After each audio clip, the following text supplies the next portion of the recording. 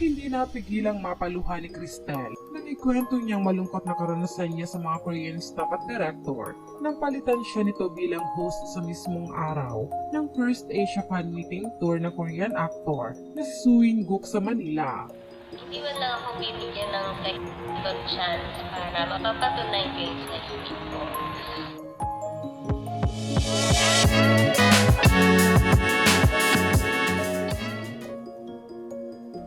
Makikita sa unang parte ng vlog niya na excited siya habang papunta sa venue ng event dahil matagal niya raw talagang pinaghandaan ng pag-host sa nasabing event at maaga raw siyang pumunta doon upang mag-rehearse.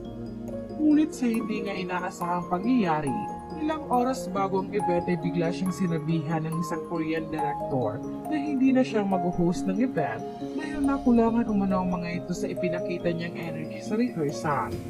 Mga pahayag ni Cristel. First time kong maka-experience ng ganitong senaryo sa 20 years ko sa industry. Nandito na ako 7 a.m. Nag-rehearse and eventually, sinabihan ako ng Korean technical director na hindi na daw ako ang mag-host. Para sandali lang naman. Anong nangyari? Ang tagal kong pinipare yung sarili ko dito and wala akong ibang tinanggap na hosting kundi ito lang na event na ito kasi nga para kay Soo In-guk. Alam ko na hindi naman ako super expert sa hosting, pero alam kong kaya kong kumonek sa mga kapwa ko fans sa Soo In-guk, kaya yun talaga yung pinakagusto ko. Tinanggap ko to kasi tinitingnan ako as representative ng mga fans si Soo In-guk. Hindi lang ako basta magiging host sa stage, kundi magiging fan ako. Ayon pa kay Cristel, sinubukan pa raw niyang magpaliwanag at magbigay ng assurance na ibibigay niya ang kanyang 100% energy sa event, ngunit kagad na raw tumawag ang mga ito ng panibagong host. Mga pahayag pa ni Cristel.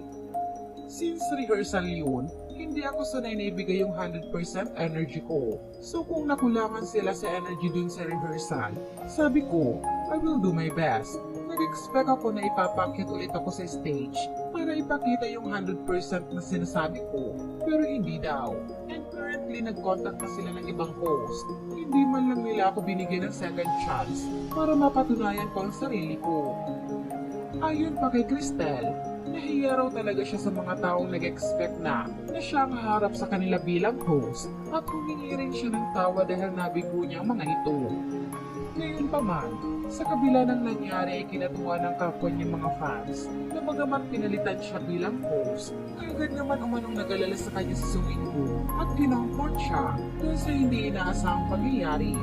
At upang mapawi ang kalungkutan, pinaunlakan siya nito ng one-on-one interaction at maraming selfies.